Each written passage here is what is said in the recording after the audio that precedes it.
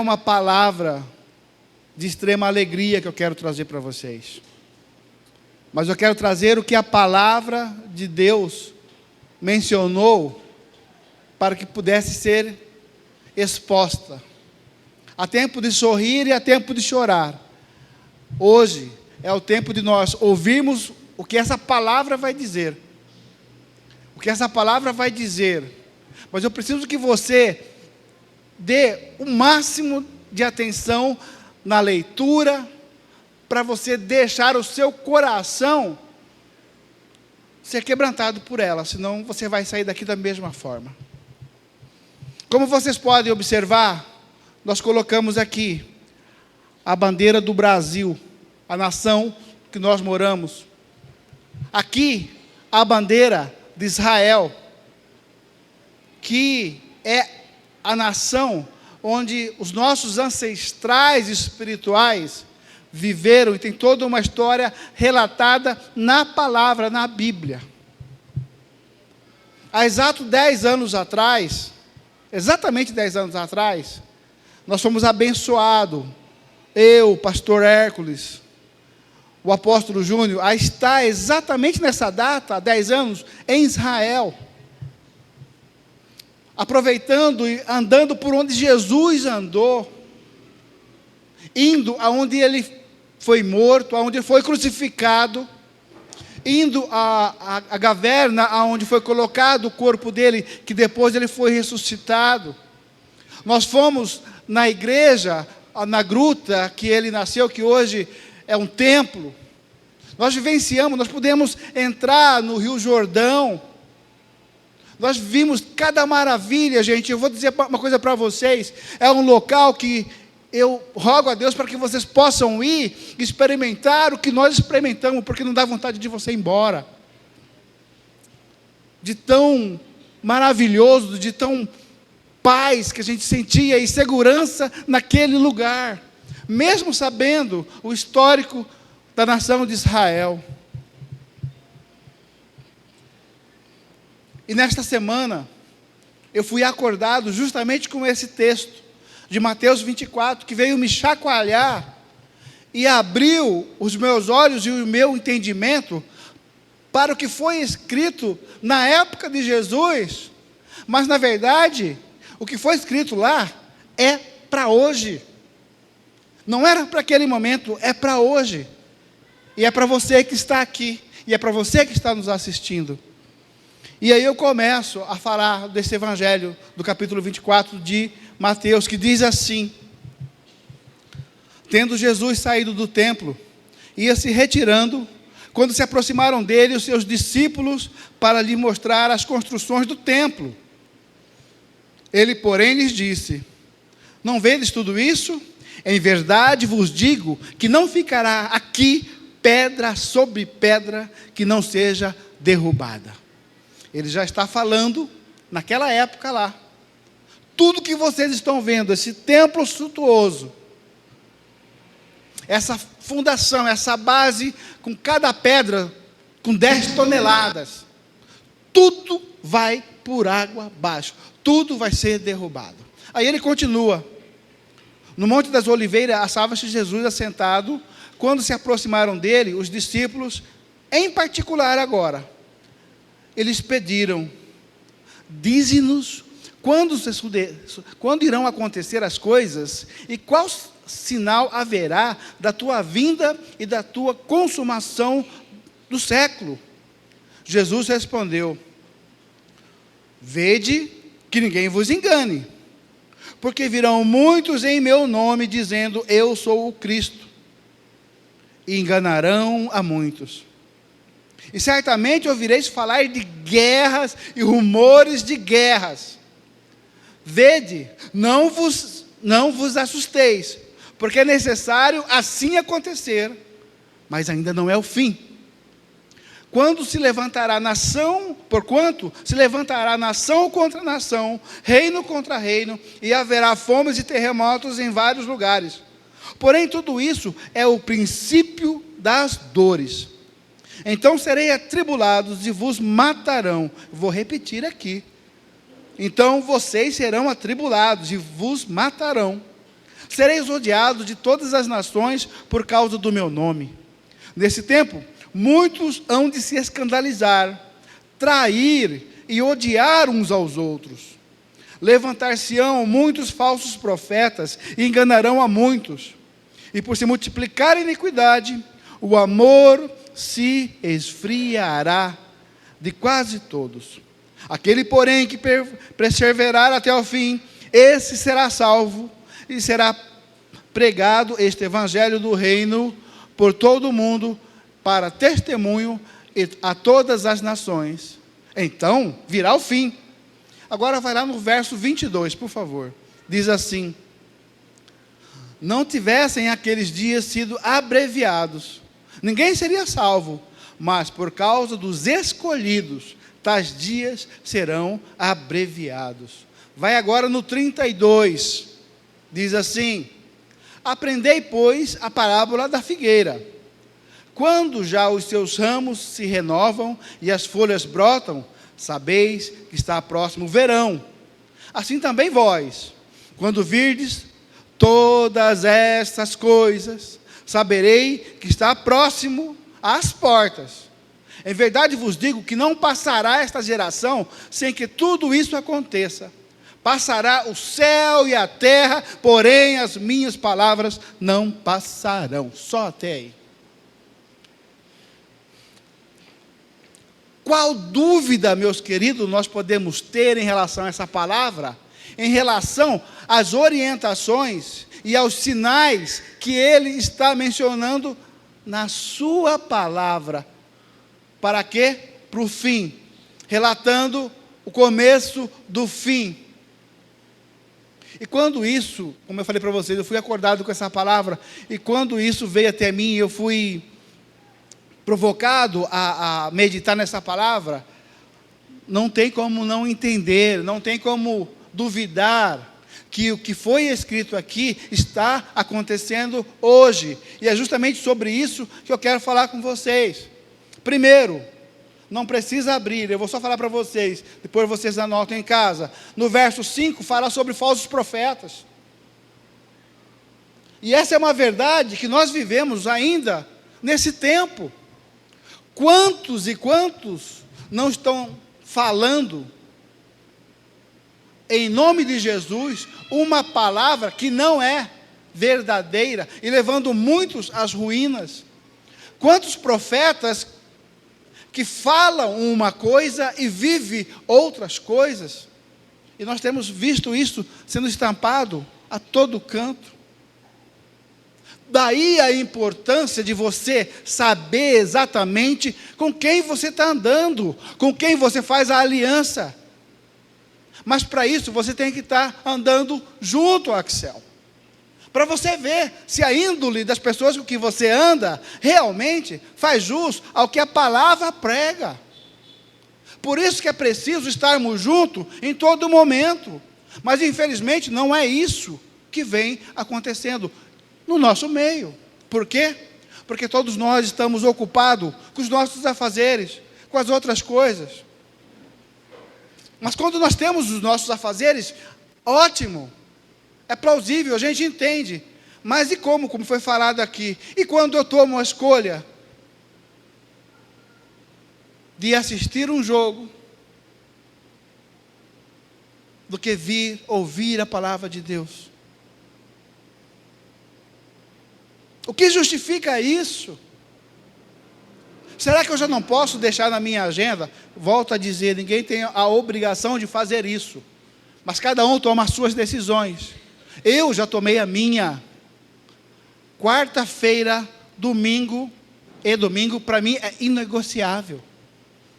Eu não venho na igreja porque eu estou fazendo escala. Eu venho porque eu tenho prazer e quero ouvir o que Deus tem para me dizer.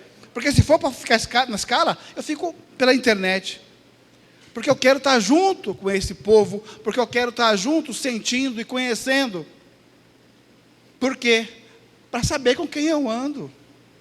Eu, quando comecei a andar com os meus líderes, confesso que, no primeiro momento, ainda mais vindo da onde eu vim, eu desconfiava de tudo.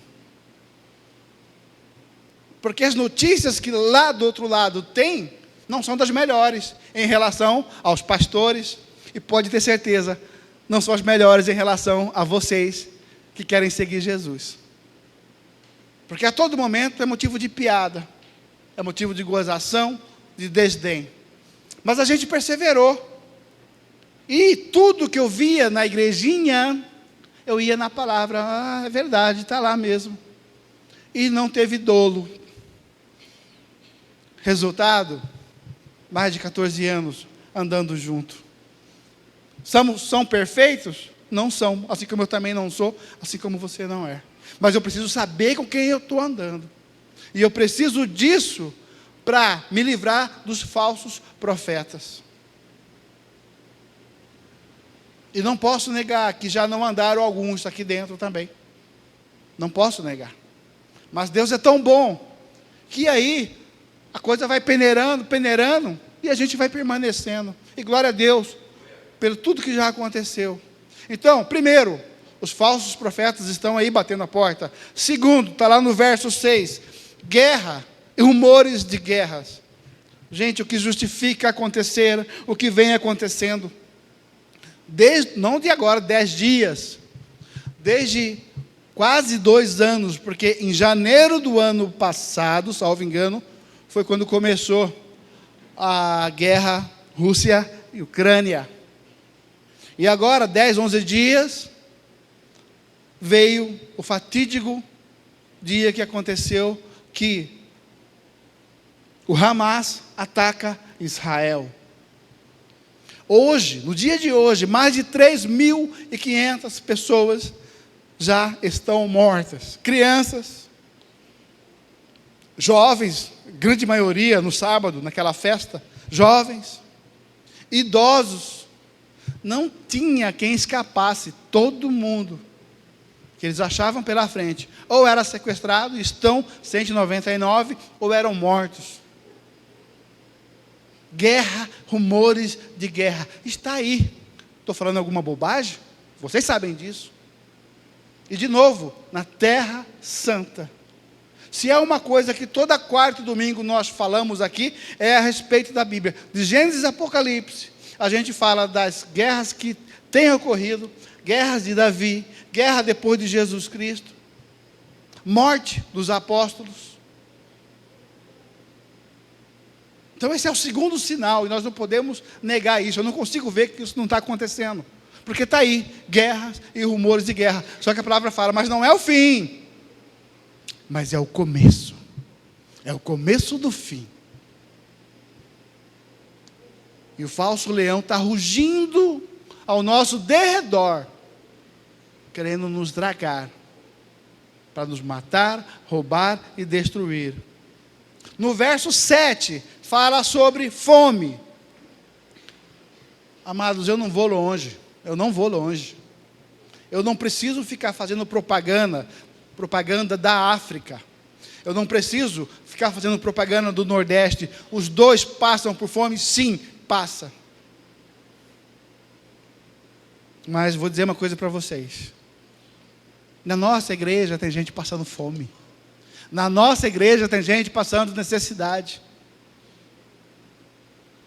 No qual 99 das pessoas não sabem. Porque não é motivo de comentário, mas tem gente passando necessidade. E aí me dói o coração, sabendo que nós temos condições de poder fazer um pouco melhor, mas nós resistimos em ajudar o próximo. E glória a Deus, eu vejo nos encontros que essa igreja proporciona, dificilmente, não estou falando de cultos normais, mas os eventos, todos eles saem bem alimentados. Todos eles vão para casa bem suprido. Além da palavra, eles vão para casa com o buchinho cheio. A igreja tem suprido isso. A igreja tem suprido a família, mas ainda existe aqui dentro da nossa igreja famílias passando necessidade, família passando fome. E você está esperando o quê? Que a gente coloque um cartaz e fala: a família da Joaquina da Silva não tem nem ovo para comer, sendo que você foi o escolhido para poder ajudar. E vou dizer mais: Se você for escolhido para ajudar, meu irmão, dá um glória a Deus, sabe por quê? Porque se você pode ajudar, é muito melhor do que você ser o outro lado, estando necessitado e não ter nada o que comer. E olha que eu estou falando por propriedade, porque eu já passei por essas necessidades. É por isso que eu não me limito. É por isso que eu não me limito. Se eu puder, seja pela força do braço, seja por uma contribuição, eu faço, eu contribuo, e eu incentivo a vocês, em nome de Jesus, a fazer o mesmo. Mas eu não tenho nada. Então, se você não tem nada, você está precisando. Dá seu nome para nós, que nós vamos te ajudar. Agora, se você tiver e não está ajudando, e falar que não tem nada, aí como diz a palavra, o que você planta é o que você colhe. Talvez você não está colhendo ainda, porque você não está plantando, ou não plantou, como poderia, como deveria. E eu não estou falando de quantidade, eu estou falando de um coração disposto. Um coração disposto a ajudar, um coração disposto a contribuir, um coração disposto a ter o hábito de dar alguma coisa, sem precisar ficar falando, sem precisar ficar se exaltando. E esse é uma das coisas que esse ministério tem feito, orientado. Quer ajudar? Nós recebemos, mas não fica fazendo a propaganda para os outros. Tanto é verdade que até os sacolões que a gente dá, a gente não fala para quem é, para as famílias não se sentirem constrangidas. E eu creio que você pode contribuir sim com alguma coisa. Eu só não sei se você crê, mas eu creio no seu potencial. Eu sei que você pode. E em nome de Jesus, você vai poder fazer isso de forma que se torne um hábito na sua vida. Hoje, essa nação, juntamente com a Palestina, e eu não estou falando do Hamas, com a Palestina, está precisando de ajuda. E graças a Deus, tem ido muitos recursos para lá. Glória a Deus por isso. Mas e os daqui? Só lembrando o que foi falado na palavra da Bíblia pela diaconisa Doneide, nós temos que ajudar todos, mas primeiramente os da casa. E se nós não estamos fazendo a tarefa de casa, meu irmão, nós vamos fazer uma tarefa internacional? Se eu não consigo arrumar a minha casa, eu vou conseguir ajudar as nações? Não dá. Não funciona dessa forma. Então vamos arrumar a nossa casa, vamos ajudar as pessoas que estão com fome aqui, e Deus vai multiplicar mais ainda para você, para que você possa ter mais, e depois de suprido isso aqui, nós podemos ir avançar para o Nordeste, avançar para a África, avançar em outras nações, e Deus vai usar quem? Você. Glória a Deus. No versículo 7 também fala de terremotos. Amados, se a notícia hoje é de guerras e rumores de guerra, a notícia antes disso era o quê? O que é que estava acontecendo lá no sul? A tempestade que deu, estou falando aqui no Brasil, a tempestade que deu lá no sul, onde centenas de famílias foram afetadas com enchentes, que geralmente acontece no mês de janeiro e lá no Rio. Agora não, a coisa está mudando. Enchentes, terremotos. Marrocos, mês passado, terremoto. Eu estou falando mês de agosto. Eu estou falando tempo atuais. Eu não estou indo longe, eu estou falando tempo atuais. Há 3 semanas atrás, no sul. Há 2 meses atrás, Marrocos. Será que precisa de mais sinais para você identificar que ele está voltando? Então, se você precisa de mais sinais, eu vou falar mais um para você que está lá no verso 9. Povo condenado à morte e perseguidos por seguirem a Jesus. Quantos irmãos têm morrido por confessar Jesus como seu único, suficiente Salvador? Quantas pessoas... Em outros países, você não pode sequer andar com a Bíblia. Você não pode fazer culto. E se eles descobrirem que você é cristão, você é degolado. Ah, mas Será que isso existe? Isso existe e não é de hoje. Até no nascimento de Jesus, quando falaram, o rei vai nascer, pegaram as criancinhas, abaixo de 2 anos, já começaram a matança desde lá, não é de agora. E agora mais ainda. Na Segunda Guerra, mais de 6 milhões de judeus foram mortos, quase dizimados. O que explica isso? Já falo, porque está no verso posterior. O que explica isso? E o povo até hoje ainda continua querendo matar o povo cristão, o povo judeu, o povo de Israel, em específico, falando de hoje, em relação à guerra. E essa guerra vai impactar a nós, pode ter certeza. Já impactou. Quem tem acompanhado os noticiários sabe que já impactou. Mas vou mais adiante, no verso 12. O amor se esfriará. O amor se esfriará. É mais uma evidência, mais um sinal para quem quer sinal. Porque os discípulos pediram, mestre, me dá um sinal de quando isso vai acontecer. E entre eles agora, seu Rubens, ele fala, o amor, isso vai começar a acontecer quando o amor começar a se esfriar. Que amor que eu não posso sentir, no qual eu posso entrar dentro de uma creche ou de uma casa e degolar crianças, que não faz mal a ninguém, que nem sabe diferenciar, que não tem a maldade no seu coração. Nós vimos quantas imagens, as pessoas, as famílias passando de carro, sendo metralhadas, como se fosse, eu não vou nem dizer animal, como se fosse apenas um alvo. Que amor é esse? Mas vamos trazer para cá, no Brasil, que amor é esse? Será que nós temos esse amor? Entre nós, será que realmente nós nos amamos? Ou será que aqui dentro, esse amor já começou a se esfriar? Mas eu não vou com a cara do Tiago, narigudo, eu não vou com o pastor Hércules, cabeludo. Será? Nós estamos vendo aqui, irmãos, pais matando filhos, filhos matando mãe, irmãos se digladiando.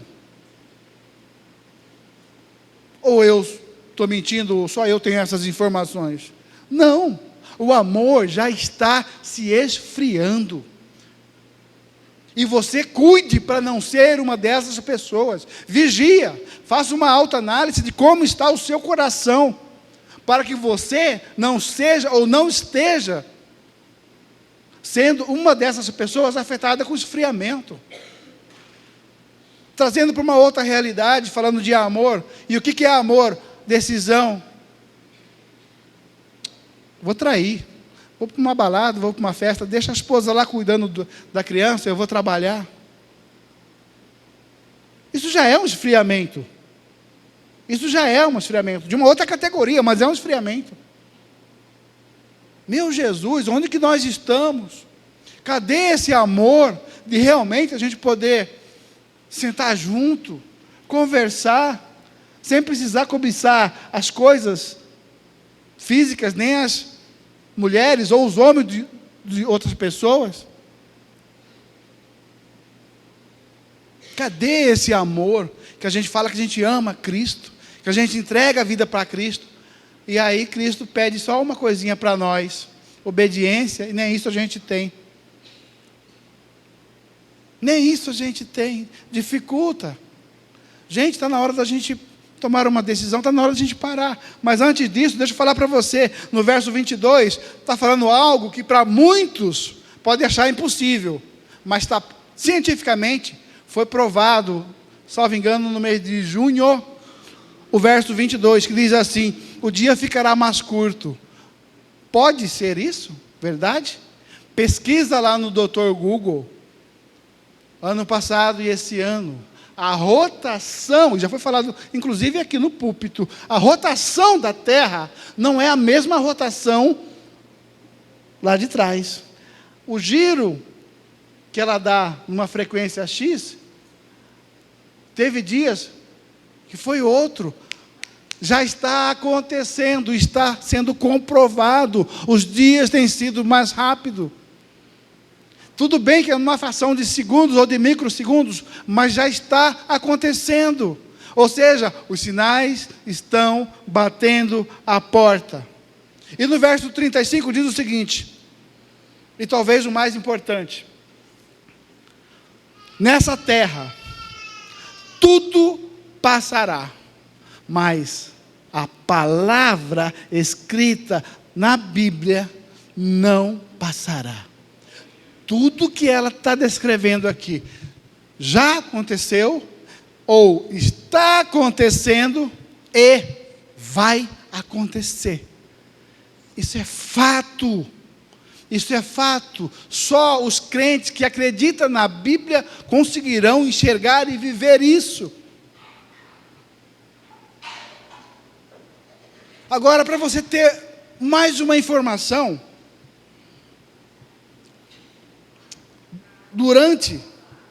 falando agora de Israel, durante a sua longa história, Jerusalém foi destruída, pelo menos, professor Marcelo, que pode até dar mais subsídios, pelo menos 2 vezes, de forma total, totalmente, sitiada 23 vezes, atacada 52 vezes, e capturada e recapturada outras 44 vezes.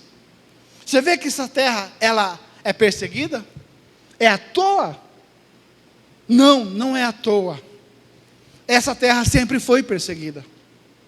Desde o princípio, vai lá ler, vê a vida lá, Abraão, Isaac, teve outro irmão, e vai descendo. Sempre teve essa perseguição. E não é agora que vai terminar, infelizmente.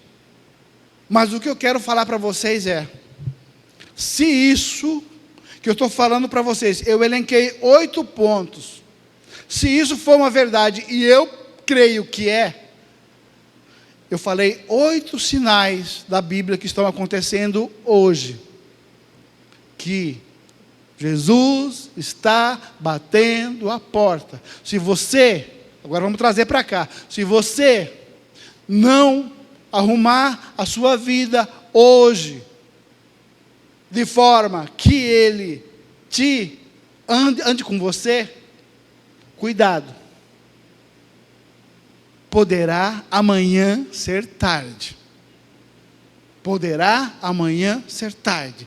Semana passada, teve um campeonato lá na minha empresa. Um campeonato entre vários estados. E as delegações foram para lá. Como é uma entidade cuja faixa etária, a maioria, 40, 50, 60, essa é a principal faixa etária, todos puderam participar. O calor da semana passada, aqui estava 43 graus. Um morreu. Outro foi para a UTI, está na UTI. 2 foram para o hospital, devido à agitação, ao movimento, ao esporte, e esse calor que eles não estavam acostumados. Aquele que morreu, não teve essa oportunidade, que vocês estão tendo hoje, que eu estou tendo hoje. Amanhã, pode ser eu, ou pode ser vocês. Para muitos, ele já chegou, porque já não está mais nesse plano. Vai chegar o momento de acertar as contas. Mas e você e eu? Nós podemos fazer diferente hoje. E tudo isso, falando de guerra em Israel, falando da nação amada no qual vivemos, é justamente para falar para vocês, ainda há tempo de fazermos o nosso melhor, de tomarmos decisões melhores, de ter uma vida diferente, transformada com Cristo. Mas para isso, tem que ter uma entrega, tem que ter uma mudança de vida.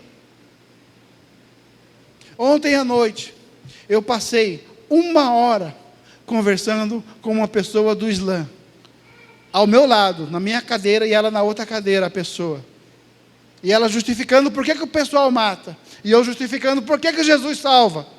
Foi 1 hora conversando. Difícil conversa. Por quê? Porque está impregnado na cabeça que a solução é vingança, que é natural, que acontece. Mas nem no Alcorão fala que isso tem que fazer, tem que acontecer. E aí Jesus fala: eu vim para que todos tenham vida, vida em abundância. Mas e você? Qual a decisão você quer tomar hoje? Qual a decisão você quer tomar para você ter essa mudança de vida, essa reestruturação, essas oportunidades e fazer algo diferente? E aí, para finalizar, porque hoje é um culto, na verdade, de clamarmos pela nação de Israel, e clamarmos pela nossa nação, para que Deus faça justiça? Não, porque se Deus vir fazer justiça, o primeiro que vai rapar é nós, porque nós somos ardidos, mas para que Ele tenha misericórdia de nós, de todos nós. Mas olha, o que o Salmo 122, no verso 6, nos diz, e aí eu me alegro com Jesus. O Salmo 122, 6 diz assim: orai pela paz em Jerusalém, sejam prósperos todos aqueles que te amam, ó Jerusalém. Sejam prósperos todos aqueles que oram por Israel. Aqui há uma bênção de Deus na vida de todos aqueles que são filhos de Israel, a entender eu e você, e que Ele está fazendo um clamor: orai pela paz em Jerusalém. Então, antes de você dormir, a partir de hoje, não é só hoje, é preciso que você tenha consciência que eu e você temos a responsabilidade de orar por essa nação onde os nossos patriarcas viveram, cresceram, morreram, e por isso nós estamos aqui. Eu não posso assumir essa responsabilidade sozinho. Eu preciso de homens e mulheres que entendam isso e comecem a partir de hoje, de uma forma diferenciada, a clamar pela nação de Israel. Israel sendo abençoada, pode ter certeza, o Brasil vai ser abençoado. Se o governo erra, nós padecemos. Mas nós temos o poder da palavra, de declararmos e intercedermos pelas nações, pelos governos, pelos nossos líderes e pelas nossas famílias. É fácil você orar pelo seu filho. Não basta. Não basta. Não mais. Agora você tem que orar pelos filhos de Israel. Você tem que orar pelos filhos da Palestina. Você tem que orar pelos filhos dos Hamas, sim, para que eles enxerguem a luz e possam ter uma vida diferente. E também orar pelos seus filhos, que além do amor que você tem, é uma responsabilidade e uma obrigação que você assumiu. Amanhã vai aumentar mais o número de mortos. E não tem previsão para terminar esse conflito. Mas eu preciso que você dobre os seus joelhos em casa. Clame para que Deus tenha misericórdia de todos nós. Estar à distância, só de voo, é 8 horas atravessando o mar, mais 2 horas para você chegar em Israel. É longe? É muito longe. Mas o Deus, que é o Deus deles, é o mesmo Deus nosso, Ele vai te ouvir. E eu preciso que você entenda isso, meu irmão. Porque se você fala que você ama a Deus sobre todas as coisas, mas não consegue verdadeiramente amar o próximo como a ti mesmo, nossa vida está errada, nosso propósito está errado, e não tem nem por que existir. É melhor a gente fechar tudo e ir para casa. Mas não é isso que Deus quer, não é isso que Deus planejou para você nem para mim. Ele tem filhos, e lá também tem filhos, mas a responsabilidade agora de orarmos por eles é minha e sua. Amém? Fica de pé, meus irmãos.